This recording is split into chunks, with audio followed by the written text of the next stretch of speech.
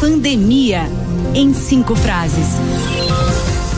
A primeira frase: ele continua a semear confusão ao desencorajar medidas de distanciamento e bloqueio determinadas por governadores e prefeitos.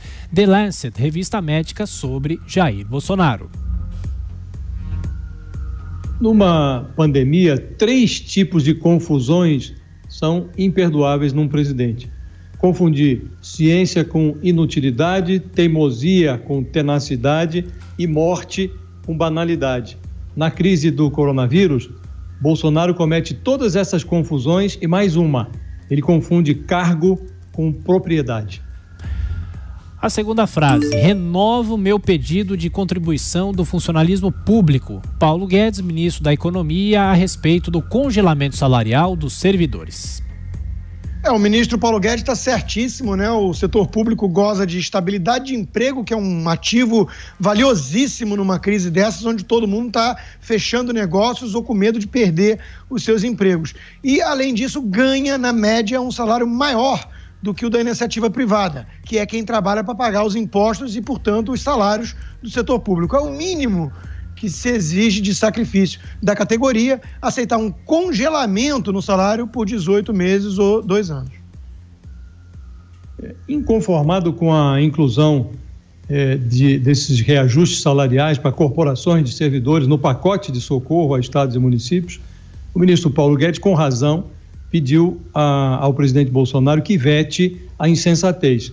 O problema é que a falta de juízo foi avalizada pelo próprio Bolsonaro. Ou seja, antes de pedir a contribuição do funcionalismo, o ministro precisa verificar até onde pode contar com o seu chefe. A adesão de Bolsonaro à agenda de Paulo Guedes parece valer apenas até certo ponto, que é o ponto de interrogação. Próxima frase: não são muitos os que têm a doença. E por quê? Ninguém pega na mão deles, ninguém abraça morador de rua, infelizmente. Damares Alves, ministra da Mulher, da Família e dos Direitos Humanos. Não se sabe de onde Damares Alves tira as suas estatísticas, mas a experiência mostra que a ministra não deveria arrumar desculpas para negligenciar o socorro aos brasileiros que vivem na rua, porque eles têm, no momento, mais chances de herdar a terra. 7 palmos dela, pelo menos. Uma próxima frase: é uma medida necessária para que a gente evite decretar o lockdown. Bruno Covas, prefeito de São Paulo, sobre o rodízio de veículos na cidade, que será ampliado a partir de segunda-feira. Olha, não há embasamento científico, ao contrário do que muitos dizem por aí, para esse tipo de medida drástica. E isso aí está condenando a população da cidade de São Paulo até mesmo a um risco maior se tiver que pegar um transporte público para ir para o trabalho. Tem muita gente que acha que a baixa adesão ao isolamento se deve a uma ignorância, falta de sensibilidade ou sei lá mais o que da população. É porque é muito fácil pensar assim quando está no conforto do seu apartamento luxuoso, com reservas financeiras e estabilidade de emprego. A realidade do povo lá fora da bolha não é essa. Eles precisam trabalhar.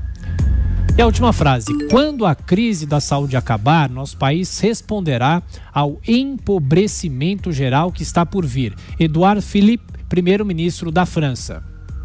Resta saber se vai ter alguma coisa ainda para defender, né? A falsa dicotomia que criaram entre vidas ou lucros, que é uma coisa tão antiga quanto o radicalismo de esquerda de alguém como Noam Chomsky, que tem um livro sobre isso, ela vai cobrar um preço muito alto de todos esses países. Eles ignoraram, negligenciaram o aspecto econômico e esquecendo que economia também é vida. Quando tiver um cenário de terra arrasada e muitas mortes como consequência disso, aí vai ser tarde demais. Pandemia, em 5 frases.